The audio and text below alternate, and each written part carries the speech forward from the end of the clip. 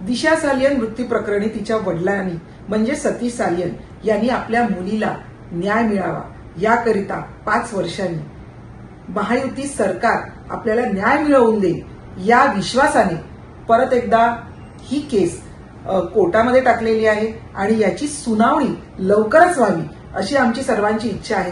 कारण त्यावेळेला जे मविया सरकार होतं त्यांनी प्रचंड दबाव टाकला आणि त्यामुळे तेव्हा दिशा सालियनला न्याय मिळू शकला नाही असं तिच्या वडिलांनी सांगितलं. आणि त्यामध्ये त्यांनी अनेक धक्कादायक गोष्टी त्यांनी उघड केलेल्या आहेत. त्याच्यामध्ये सगळ्यात धक्कादायक म्हणजे माजी महापौर किशोरी पेडणेकर यांचं आलेलं नाव. यांनी आपल्यावर दबाव टाकला आणि त्यामुळे आपल्याला अनेक गोष्टी बोलाव्या लागल्या असं त्यांनी सांगितलेलं आहे.